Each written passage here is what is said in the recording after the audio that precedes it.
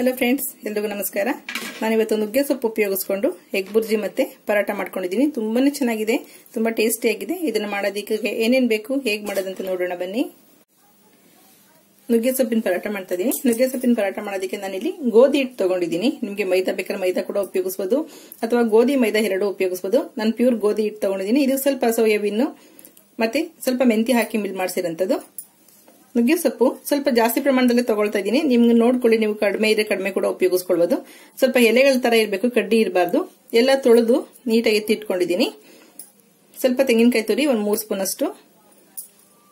ಈರುಳ್ಳಿ ತಗೊಂಡಿದ್ದೀನಿ, medium size 3 ಈರುಳ್ಳಿ. ತುಂಬಾ ಸಣ್ಣದಾಗಿ ಹೆಚ್ಚಿಟ್ಕೊಂಡಿದ್ದೀನಿ. ಈ ತರ ಸಣ್ಣಕ್ಕೆ ಹೆಚ್ಚಿಕೊಳ್ಳಿ, ಚೆನ್ನಾಗಿರುತ್ತೆ. ಚಪಾತಿ ಎಲ್ಲ ಪರಾಟ ಲಟ್ಟಿಸಬೇಕಾದಾಗ ಎಲ್ಲೂ ಕೂಡ ಪರಾಟ ಹರಿದೋಗಲ್ಲ. ನೋಡಿ, 1-2 ಸ್ಪೂನ್ ಅಷ್ಟು ಎಣ್ಣೆ ಬೇಕಾಗುತ್ತೆ. ಸ್ವಲ್ಪ ರುಚಿಗೆ ತಕ್ಕಷ್ಟು ಉಪ್ಪು, ಶುಂಠಿ ತುರಿ ಒಂದು ಅರ್ಧ ಇಂಚಷ್ಟು ತುರಿದಿಟ್ಕೊಂಡಿದ್ದೀನಿ. 1 ಸ್ಪೂನ್ ಅಷ್ಟು ಜೀರಿಗೆ ಇದೆ. 3 ಹಸಿಮೆಣಸಿನಕಾಯಿನ ಸಣ್ಣದಾಗಿ ಹೆಚ್ಚಿಟ್ಕೊಂಡಿದ್ದೀನಿ. ತುಂಬಾ ಸಿಂಪಲ್, ಅದು ತುಂಬಾ ಟೇಸ್ಟಿ ಆಗಿರುತ್ತೆ, ತುಂಬಾ ಚೆನ್ನಾಗಿರುತ್ತೆ. ನೀವು ಗೋಧಿ ಹಿಟ್ಟು ಬೇಡ ಅನ್ನೋದಾದ್ರೆ ಇಷ್ಟನ್ನೇ ಒಗ್ಗರಣೆ ಮಾಡ್ಕೊಂಡು ಇದಕ್ಕೊಂದು 4-5 ಮೊಟ್ಟೆ ಹೊಡೆದಾಕೊಳ್ಬಹುದು, ಎಗ್ ಬುರ್ಜಿ ಆಗುತ್ತೆ. ಗೋಧಿ ಹಿಟ್ಟು ಹಾಕ್ತಾ ಹೇಳ್ತಾ ಇದೀನಿ. ಗೋಧಿ ಹಿಟ್ಟು ಬೇಡ ಅನ್ನೋದಾದ್ರೆ, ಪರೋಟ ಮಾಡಲ್ಲ ಅನ್ನೋದಾದ್ರೆ ಎಗ್ ಬುರ್ಜಿ ಕೂಡ ಮಾಡ್ಕೊಳ್ಬಹುದು. ಸೇಮ್ ಇಷ್ಟೇ ಇಂಗ್ರೀಡಿಯೆಂಟ್ಸ್ ಉಪಯೋಗಿಸ್ಕೊಂಡು ಇದು ಕೂಡ ತುಂಬಾ ರುಚಿಯಾಗಿರುತ್ತೆ. ಒಂದು ಪಾತ್ರೆನಲ್ಲಿ ಮೊದಲು ನುಗ್ಗೆ ಸೊಪ್ಪು, ಈರುಳ್ಳಿ ಎಲ್ಲ ಫ್ರೈ ಮಾಡ್ಕೊಳ್ಳೋಣ. ಹಸಿದ್ ಕೂಡ ಕಲಸಿ ಮಾಡಬಹುದು, 2 ತರನೂ ಮಾಡಬಹುದು. ನಾನಿಲ್ಲಿ 1-2 ಸ್ಪೂನ್ ಅಷ್ಟು ಎಣ್ಣೆ ಹಾಕೊಳ್ತಾ ಇದ್ದೀನಿ. ಎಣ್ಣೆ ಸ್ವಲ್ಪ ಬಿಸಿ ಆದ ತಕ್ಷಣ ಜೀರಿಗೆ ಮತ್ತೆ ಹಸಿಮೆಣಸಿನಕಾಯಿ, ಶುಂಠಿ ತುರಿ ಹಾಕೊಳ್ಳೋಣ.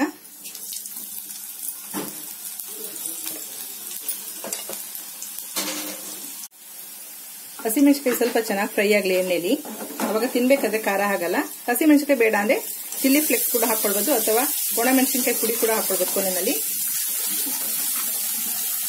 ಒಂದು 3 ಈರುಳ್ಳಿ ಕಟ್ ಮಾಡಿದ್ನಲ್ಲ, ಈರುಳ್ಳಿ ಹಾಕೊಂಡು ಸ್ವಲ್ಪ ಫ್ರೈ ಮಾಡ್ಕೊಳ್ಳೋಣ. ಈರುಳ್ಳಿ ಸ್ವಲ್ಪ ಎಣ್ಣೆಲಿ ಫ್ರೈ ಆದ್ರೆ ಸಾಫ್ಟ್ ಆಗುತ್ತೆ ಈರುಳ್ಳಿ. ನಮಗೆ ಪರಾಟ ಲಟ್ಟಿಸ್ಬೇಕಾದ್ರೂ ಕೂಡ ತುಂಬಾ ಚೆನ್ನಾಗಿ ಸಾಫ್ಟ್ ಆಗಿ ಬರ್ತದೆ. ಮತ್ತೆ ಮಧ್ಯದಲ್ಲೆಲ್ಲ ನೀರು ಬಿಟ್ಕೊಳ್ಳಲ್ಲ.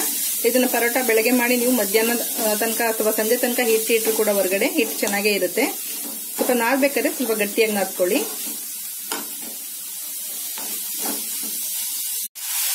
ಈರುಳ್ಳಿ 1 ನಿಮಿಷದಷ್ಟು ಫ್ರೈ ಆಗಿದೆ. ಈಗ ತೊಳೆದಿಟ್ಕೊಂಡಿದ್ವಲ್ಲ ನುಗ್ಗೆ ಸೊಪ್ಪು ಹಾಕೊಳ್ಳೋಣ. ಅದು ಕ್ವಾಂಟಿಟಿ ಜಾಸ್ತಿ ಅನ್ಸುತ್ತೆ. ನಿಮಗೆ ಫ್ರೈ ಮಾಡ್ತಾ ಇದ್ದಂಗೆ ಸ್ವಲ್ಪ ಸೊಪ್ಪಿನ ಪ್ರಮಾಣ ಎಲ್ಲ ಕಡಿಮೆ ಆಗುತ್ತೆ.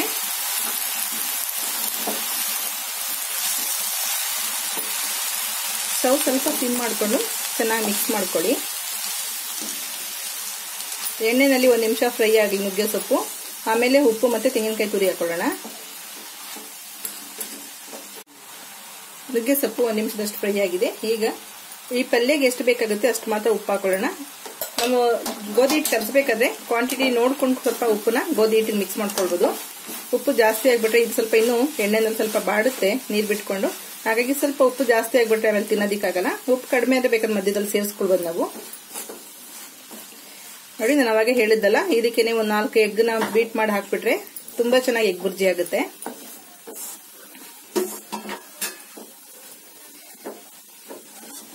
ಈಗ ತೆಂಗಿನಕಾಯಿ ತುರಿ ತಗೊಂಡಿದ್ವಲ್ಲ ಅದನ್ನ ಹಾಕೊಳ್ಳೋಣ.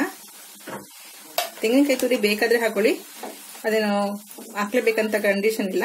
ಆದ್ರೆ ತುಂಬಾ ಚೆನ್ನಾಗಿರುತ್ತೆ ಟೇಸ್ಟ್ ಹಸಿ ತೆಂಗಿನಕಾಯಿ ತುರಿ ಹಾಕೋದ್ರಿಂದ. ನೀವು ಇದೇ ಪಲ್ಯಗೆ ನಾನು ಅವಾಗಲೇ ಹೇಳ್ದಂಗೆ ಎಗ್ ಹಾಕೊಳ್ಬಹುದು. ಇಲ್ಲ ಅಂದ್ರೆ ಸ್ವಲ್ಪ ತಣ್ಣಗೆ ಈಗ ಬಿಸಿ ಇದ್ದಂಗೆ ಸ್ವಲ್ಪ ಅಕ್ಕಿ ಹಿಟ್ಟು ಅಥವಾ ರಾಗಿ ಹಿಟ್ಟು, ನೀವು ರಾಗಿ ರೊಟ್ಟಿ ಮಾಡಿದ್ರೆ ರಾಗಿ ಹಿಟ್ಟು ಹಾಕೊಳ್ಳಿ ಅಥವಾ ಅಕ್ಕಿ ರೊಟ್ಟಿ ಮಾಡಿದ್ರೆ ಅಕ್ಕಿ ಹಿಟ್ಟು ಹಾಕೊಂಡು ಮಿಕ್ಸ್ ಮಾಡಿ ಒಂದ್ ಸ್ವಲ್ಪ 1 ಸ್ಪೂನ್ ಅಷ್ಟು ಮೊಸರು ಹಾಕಿ ಮಾಡ್ಕೊಳ್ಬಹುದು. ಅದು ಕೂಡ ತಟ್ಟೋ ರೊಟ್ಟಿ ಚೆನ್ನಾಗಿರ್ತವೆ ಅವೆರಡನ್ನು. ನಾನಿಲ್ಲಿ ಪರಾಟ ಮಾಡೋದ್ರಿಂದ ಇದು ಸ್ವಲ್ಪ ತಣ್ಣಗಾಗೋದಿಕ್ ಬಿಟ್ಟು ಆಮೇಲೆ ಗೋಧಿ ಹಿಟ್ಟು ಮಿಕ್ಸ್ ಮಾಡ್ಕೊಳ್ತೀನಿ. ನೋಡಿ, ರೆಡಿ ಆಗಿದೆ. ಈಗ ಸ್ಟವ್ ಆಫ್ ಮಾಡ್ತಾ ಇದೀನಿ. ನುಗ್ಗೆ ಸೊಪ್ಪು ಫ್ರೈ ಮಾಡಿದ್ನಲ್ಲ, ಇದು ಪರಾಟಗೆ ಸ್ವಲ್ಪ ಎತ್ತಿಟ್ಕೊಂಡಿದ್ದೀನಿ ಅರ್ಧ. ಯಾಕೆಂದ್ರೆ ನನಗೆ ಇಲ್ಲಿ ಪಲ್ಯ ಜಾಸ್ತಿ ಇದೆ. ಪರಾಟ ಒಂದು ನನಗೆ 7-8 ಆದ್ರೆ ಸಾಕಾಗುತ್ತೆ. ಹಾಗಾಗಿ ನಾನು ಅರ್ಧನ ಪರಾಟಾಗಿ ಸ್ವಲ್ಪ ತಟ್ಟೆಗೆ ಹಾಕಿಟ್ಟಿದ್ದೀನಿ, ಸ್ವಲ್ಪ ತಣ್ಣಗಾಗ್ಲಿ ಅಂತೇಳಿ. ಇನ್ನು ಅರ್ಧನ ಇದಕ್ಕೆ ಎಗ್ ಬುರ್ಜಿ ಮಾಡ್ಕೊಳ್ತೀನಿ. ಎಗ್ ಹಾಕ್ಬಿಟ್ಟು 2 in 1 ಆಗುತ್ತೆ, ತುಂಬಾನೇ ಚೆನ್ನಾಗಿರುತ್ತೆ. ನಾನಿಲ್ಲಿ ಪಲ್ಯಗೆ ಎಷ್ಟು ಬೇಕೋ ಅಷ್ಟೇ ಉಪ್ಪು ಖಾರ ಹಾಕೊಂಡಿದ್ದೀನಿ. ಹಾಗಾಗಿ ನಾನು ಮೊಟ್ಟೆ ಹಾಕ್ತಾ ಇರೋದ್ರಿಂದ ಸ್ವಲ್ಪ ಮೆಣಸಿನ ಪುಡಿ, ಒಂದು 5-6 ಕಾಳಷ್ಟು ಮೆಣಸನ್ನ ಕುಟ್ಟಿ ಪುಡಿ ಮಾಡಿ ಇಟ್ಕೊಂಡಿದ್ದೀನಿ, ಅದನ್ನ ಹಾಕೊಳ್ತೀನಿ. ಸ್ವಲ್ಪ ಅದಕ್ಕೆ ತಕ್ಕಷ್ಟು ಉಪ್ಪು ಹಾಕೊಳ್ಳೋಣ. ಮೊಟ್ಟೆಗೆ ಎಷ್ಟು ಬೇಕೋ ಅಷ್ಟು ಹಾಕೊಂಡು ಚೆನ್ನಾಗಿ ಬೀಟ್ ಮಾಡೋಣ. ಬೀಟ್ ಮಾಡಿಬಿಟ್ಟು ಆ ಪಲ್ಯಗೆ ಹಾಕ್ಬಿಟ್ಟು ಚೆನ್ನಾಗಿ ಫ್ರೈ ಮಾಡ್ಕೊಂಡ್ರೆ ಒಂದು 3-4 ನಿಮಿಷದಲ್ಲಿ ನಮಗೆ ಎಗ್ ಬುರ್ಜಿ ರೆಡಿ ಆಗುತ್ತೆ. ಈ ಬಿಸಿಯಾಗಿರೋಂಥ ಪಲ್ಯಗೆ ಎಗ್ ಬೀಟ್ ಮಾಡಿದ್ವಲ್ಲ ಅದನ್ನ ಹಾಕೊಳ್ಳೋಣ. ನೀರು ಹಾಕ್ಬಾರ್ದು.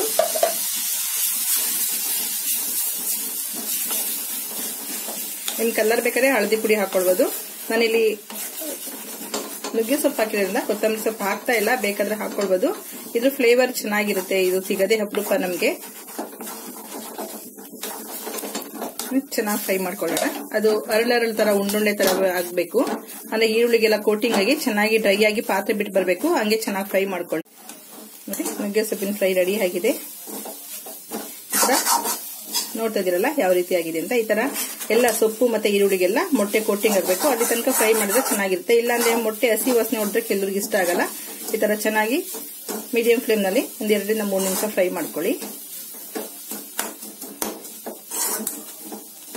ಕೆಳಗಡೆ ಇಳಿಸ್ಕೊಳ್ತಿದೀನಿ. ಸ್ಟವ್ ಆಫ್ ಮಾಡೋಣ. ಎಲ್ಲ ರೆಡಿ ಆಗಿದೆ. ಚಪಾತಿ ಹಿಟ್ಟು ಲಟ್ಟಿಸ್ಕೊಳ್ಳೋಣ. ಗೋಧಿ ಹಿಟ್ಟಿಗೆ ಸ್ವಲ್ಪ ಉಪ್ಪು ಹಾಕೊಳ್ತಿದ್ದೀನಿ. ಅವಾಗ ಬಲ್ಲೆಗಷ್ಟೇ ಉಪ್ಪು ಹಾಕಿದ್ನಲ್ಲ. ಗೋಧಿ ಹಿಟ್ಟು ಸ್ವಲ್ಪ ಎತ್ತಿಟ್ಕೊಂಡಿದ್ದೀನಿ, ಬೇಕಾದ್ರೆ ಯೂಸ್ ಮಾಡ್ಕೊಳ್ಳೋಣ. ಇದು ಪೂರ್ತಿ ತಣ್ಣಗಾಗಿರ್ಬೇಕು. ಈ ಪಲ್ಯ ಪೂರ್ತಿ ತಣ್ಣಗಾಗಿದೆ. ಈಗ ಮಿಕ್ಸ್ ಮಾಡ್ಕೊಳ್ತಾ ಇದ್ದೀನಿ. ನಮ್ಗೆ ಇದು ಸ್ಟಫಿಂಗ್ ಮಾಡಕ್ಕೆ ತುಂಬಾ ಬಿಡಿ ಬಿಡಿ ಇದೆ, ಒಳಗಡೆ ಸ್ಟಫ್ ಮಾಡಕ್ಕಾಗಲ್ಲ. ಹಾಗಾಗಿ ನಿಮ್ಗೆ ಸ್ಟಫ್ ಮಾಡೋದು ಬೇಕನ್ನೋದಾದ್ರೆ 1-2 ಆಲೂಗೆಡ್ಡೆ ಬೇಯಿಸಿ ತುರ್ದ್ಬಿಟ್ಟು ಇದಕ್ಕೆ ಮಿಕ್ಸ್ ಮಾಡ್ಕೊಳ್ಬಹುದು, ಅವಾಗ ಸ್ಟಫಿಂಗ್ ಬರುತ್ತೆ. ಇಲ್ಲ ಅಂತಂದ್ರೆ ನೀವು ಈ ತರ ಗೋಧಿ ಹಿಟ್ಟಿಗೆ ಕಲ್ಸ್ಕೊಳ್ಬಹುದು. ನೀವು ಅಕ್ಕಿ ಹಿಟ್ಟು ರಾಗಿ ಹಿಟ್ಟಲ್ಲಿ ಮಾಡೋದಾದ್ರೆ, ತಟ್ಟಿ ರೊಟ್ಟಿ ಮಾಡೋದಾದ್ರೆ ಸ್ವಲ್ಪ ಬಿಸಿ ಇದ್ದಂಗೆ ಕಲ್ಸ್ಕೊಳ್ಳಿ. ಚಪಾತಿ ಗೋಧಿ ಹಿಟ್ಟಿಗೆ ಹಾಕೋದಾದ್ರೆ ಬಿಸಿ ಇರಬಾರ್ದು. ಪೂರ್ತಿ ತಣ್ಣಗಾದ್ಮೇಲೆ ಈ ತರ ಗೋಧಿ ಹಿಟ್ಟಿಗೆ ಹಾಕೊಂಡು ಮಿಕ್ಸ್ ಮಾಡ್ಕೋಬೇಕು. ಈಗ ನೀರ್ನ ಸ್ವಲ್ಪನೇ ಹಾಕೊಳ್ಳಿ. ಎಲೆನಲ್ಲಿ ನುಗ್ಗೆ ಸೊಪ್ಪಿನ ಎಲೆನಲ್ಲಿ ಈರುಳ್ಳಿನಲ್ಲೆಲ್ಲ ಸ್ವಲ್ಪ ನೀರಿನಂಶ ಇರುತ್ತೆ.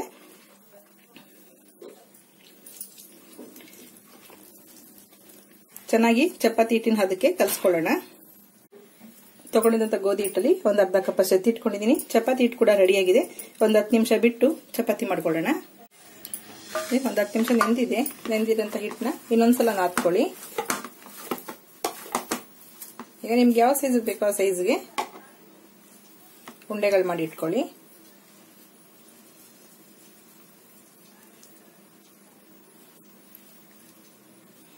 ಸ್ವಲ್ಪ ಈ ಪರಾಟ ಸ್ವಲ್ಪ ದಪ್ಪಕ್ಕಿದ್ರೂ ಚೆನ್ನಾಗಿರುತ್ತೆ, ತೆಳ್ಳಗಾದ್ರೂ ಚೆನ್ನಾಗಿರುತ್ತೆ. ನೀವು ಪರಾಟ ಲಟ್ಟಿಸುವಾಗ ತುಪ್ಪ ಸ್ವಲ್ಪ ಎಣ್ಣೆ 2 ಮಿಕ್ಸ್ ಮಾಡಿ ಕೂಡ ಹಾಕೊಳ್ಬಹುದು, ಚೆನ್ನಾಗಿರುತ್ತೆ. ನೋಡಿ ಈ ತರ ಎಲ್ಲ ಉಂಡೆ ಮಾಡಿ ಇಟ್ಕೊಳ್ಳೋಣ. ಉಂಡೆ ಮಾಡಿಬಿಟ್ಟು ಎಲ್ಲ ಒಂದು ಬೌಲ್ಗೆ ಹಾಕಿ ಮುಚ್ಚಿಡಿ. ಒಂದು ಉಂಡೆ ತಗೊಂಡು ಸ್ವಲ್ಪ ಒಣ ಗೋಧಿ ಹಿಟ್ಟಿನಲ್ಲಿ ಸ್ವಲ್ಪ ಹತ್ಕೊಳ್ಳೋಣ. ಸೇಮ್ ಚಪಾತಿ ಯಾವ ರೀತಿ ಲಟ್ಟಿಸ್ತೀರಾ ಆ ರೀತಿ ಲಟ್ಟಿಸ್ಕೊಳ್ಳೋದು.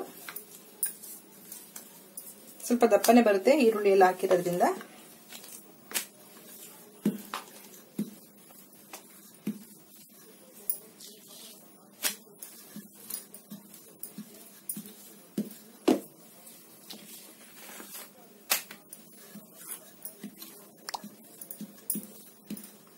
ಹೆಂಚು ಬಿಸಿಯಾಗಿದೆ. ಲಟ್ಸಿರೋ ಚಪಾತಿ ಹಾಕ್ಬಿಟ್ಟು 2 ಸರಿ ಚೆನ್ನಾಗಿ ಫ್ರೈ ಮಾಡ್ಕೊಳ್ಳಿ.